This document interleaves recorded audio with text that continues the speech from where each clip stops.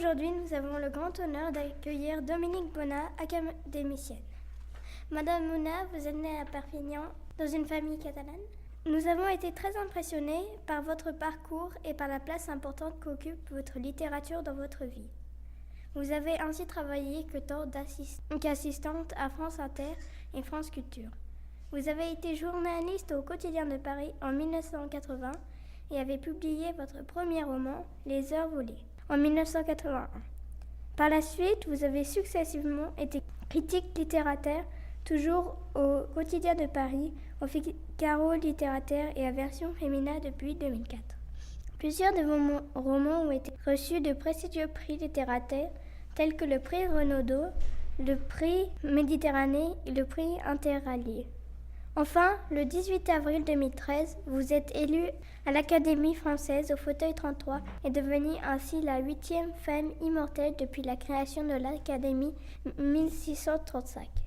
En regardant à nouveau votre parcours, on comprend combien la littérature est importante pour vous.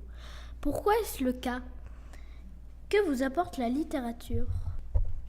Alors d'abord, un grand merci à Émilie qui a si bien raconté le résumé de ma vie, et puis à Thaïs qui a posé la première question. Vraiment, merci beaucoup de la part de ces deux futurs journalistes.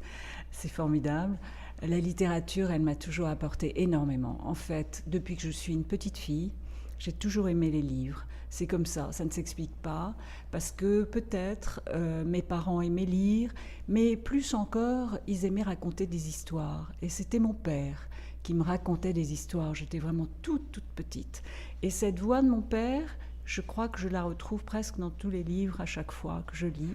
C'est un bonheur d'être protégée dans les pages d'un livre, d'imaginer une autre vie que la sienne à travers des personnages différents. Donc j'adore lire et c'est le secret en fait d'adorer écrire par la suite. Est-ce que je te rends le micro peut-être ? Tu veux me poser une autre question ? Ou c'est... Vous avez une expérience riche, journaliste, écrivaine, critique littéraire, académicienne. Que vous ont apporté ces différentes expériences ? Pensez-vous qu'elles sont complémentaires ? Oui, c'est une très bonne question. C'est vrai, ce sont des activités qui ont l'air différentes. Journaliste, critique littéraire, mais finalement, c'est toujours la même chose. C'est-à-dire que mon métier tourne toujours autour des livres. Soit je les lis, et je donne un avis sur les livres que je lis, j'essaie de les faire aimer à mon tour, soit j'en écris, j'écris aussi des histoires de mon côté.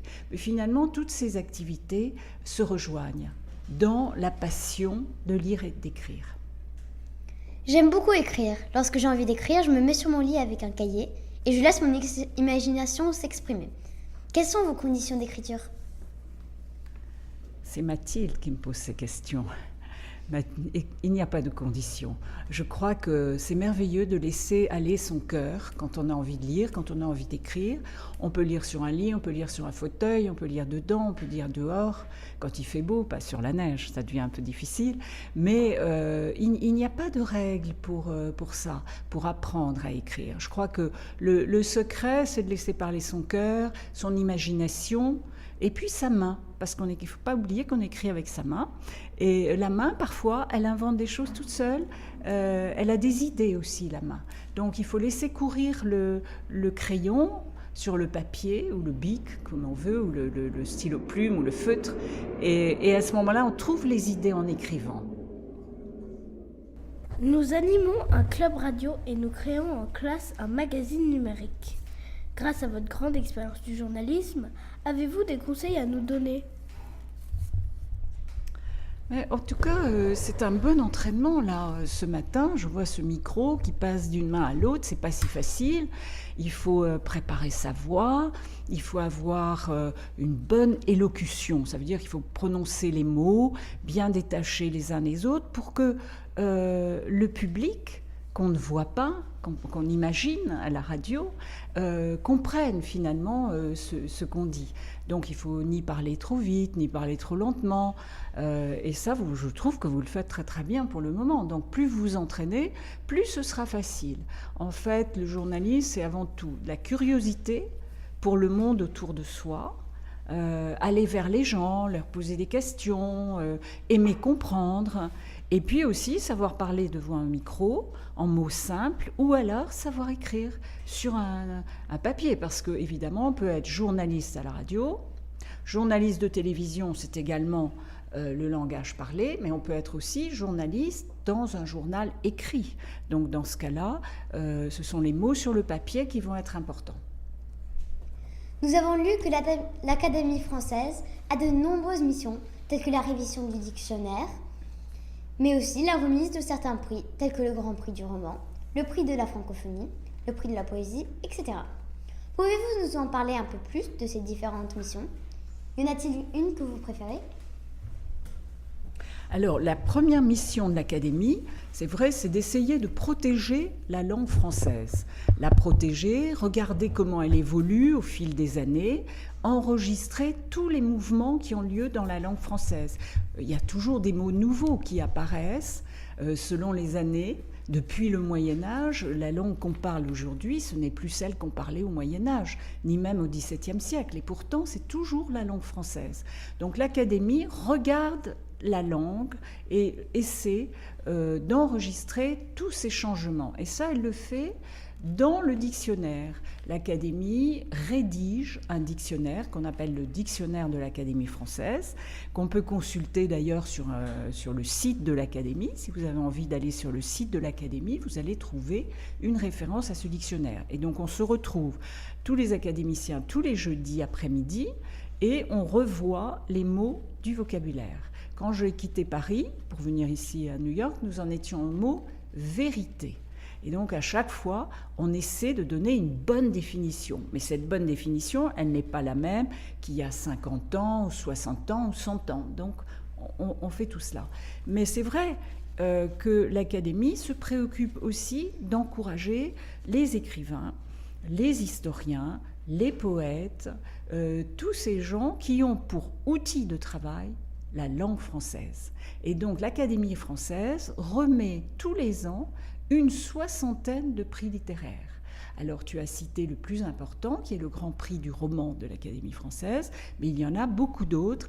Et donc, ce sont soit on remet une somme d'argent, soit on remet une belle médaille, mais ce sont des encouragements pour aider justement les écrivains à poursuivre une œuvre. Voilà le rôle de l'Académie française. Nous avons une question à propos du dictionnaire. Cette année, nous participons à un projet en orthographe, la Twictée. Nous travaillons avec 2 classes partenaires, la classe Crib et la classe Miroir. Nous envoyons notre dictée réalisée en classe. Nous recevons cette réalisée par l'autre classe. Notre travail consiste alors à identifier les erreurs et à envoyer des codes de correction aux élèves afin qu'ils améliorent leur production. Exemple, hashtag accord groupe nominal car le nom s'accorde avec le déterminant. Nous envoyons ces codes de correction par Twitter. Pensez-vous que le mot « twicté » pourrait être dans le dictionnaire ? Ah, voilà une bonne question. Ça, c'est une très bonne question. Mais alors, malheureusement, pour l'instant, il va falloir attendre assez longtemps pour retrouver la lettre T. Parce que, comme je le disais tout à l'heure, on étudiait le mot « vérité ». Ça veut dire qu'on part de vérité, on doit atteindre le Z. Quand on aura atteint le Z, on va reprendre à la lettre A et on va descendre tout doucement jusqu'à la lettre T pour arriver à tweeter. Ça va prendre au moins une génération, si ce n'est plus. Mais c'est intéressant de se demander, en effet, le mot rentrera dans le dictionnaire de l'Académie française s'il est devenu extrêmement courant, si les Français et les Françaises l'utilisent beaucoup depuis de nombreuses années. Il faut qu'il fasse ses preuves, le mot, c'est-à-dire qu'il s'impose de telle sorte que l'Académie française dira « mais oui, ce mot, on ne peut plus l'ignorer ». Évidemment, il y a 100 ans, personne ne connaissait ce mot « tweeter », mais aujourd'hui, tout le monde l'emploie. Il est indispensable dans la conversation, donc on va le faire entrer dans le dictionnaire. Mais pour cela, chaque mot doit avoir fait ses preuves au moins un certain nombre d'années. L'Académie, elle a une règle, c'est qu'elle n'agit jamais dans la rapidité. On est un peu le contraire de notre époque. Tout va être très très très vite aujourd'hui, mais l'Académie maintient un rythme très calme. Et ce que cherche l'Académie, c'est réfléchir, prendre son temps, pour bien étudier les mots et être sûr que tel ou tel mot mérite d'entrer dans le dictionnaire. Tu aimerais que le mot tweeter entre dans le dictionnaire ? Pas forcément, Pas mais forcément. peut-être qu'on pourrait comme le mettre dans le dictionnaire, mais c'est vrai que c'est pas un mot courant en ce moment, c'est juste un mot qu'on utilise à l'école, mais ça peut se répandre peut-être. Alors il est vrai que dans le dictionnaire de l'Académie française, on est un peu prudent avec les mots qui ont en plus une origine anglaise ou américaine, parce que le français veut protéger, disons, sa personnalité. Le dictionnaire doit donner une grande place aux mots français. Pour qu'un mot d'origine anglaise entre dans la langue française, c'est ce que je expliquais tout à l'heure, c'est-à-dire il faut qu'on l'emploie vraiment énormément. Par exemple, en français, on dit week-end. Week-end, c'est inévitable, on ne va pas dire fin de semaine, on dit le week-end. On dit aussi un parking. Ce n'est pas très bien, c'est un mot anglais. Et encore, je ne suis pas certaine, mais enfin, parking, to park, voilà. En français, on devrait dire aire de stationnement. Alors, c'est un peu long et tous les Français disent parking. Donc, du coup, ces mots-là entrent dans le dictionnaire. Donc, je pense que tweeter n'en est pas loin, en tout cas. Mais il faut qu'on arrive à la lettre T. J'imagine que lorsque vous avez commencé à travailler, les femmes étaient moins représentées dans le milieu du travail. Aujourd'hui, en 2017, les choses ont-elles changé ? Ah oui, c'est évident que les choses ont changé. D'abord, il y a quelques années, eh bien, je n'aurais pas pu être académicienne parce que l'Académie française a été réservée aux hommes jusqu'au XXe siècle et exactement jusqu'en 1980.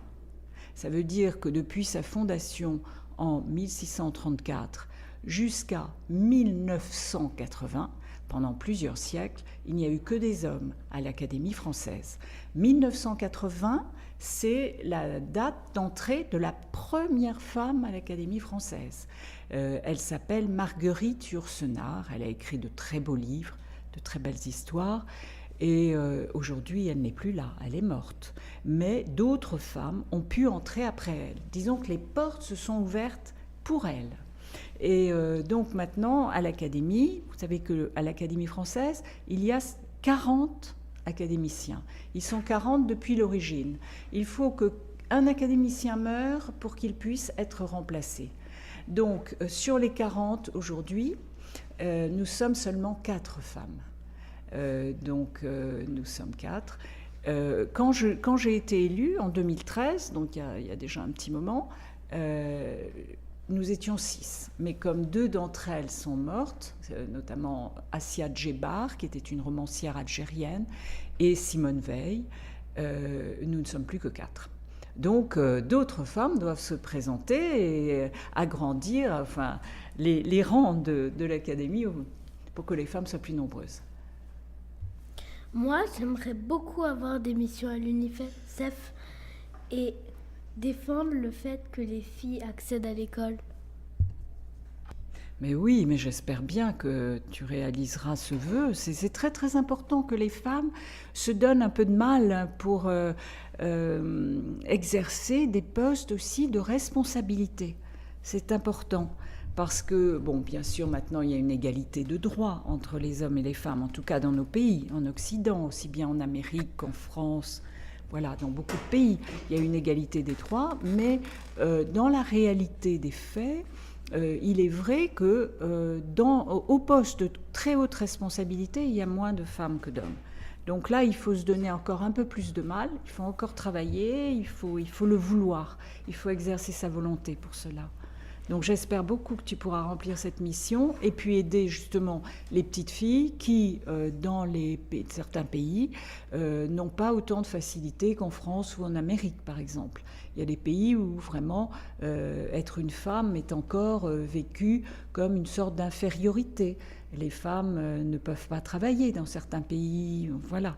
Donc aider les petites filles à recevoir une instruction, apprendre à lire, apprendre à écrire, apprendre à compter, c'est extrêmement important. Nous vous remercions et nous espérons que nous aurons une aussi belle carrière que vous. je peux peut-être dire un merci quand même, parce qu'elles sont tellement formidables, ces 4 jeunes filles merveilleuses. Donc c'est moi qui dis merci. De vous être intéressé au fond à ma vie, à ce que je peux écrire et à ce que je représente avec l'Académie française. Donc vive les livres et la lecture. Bravo, vous avez été formidable. Merci.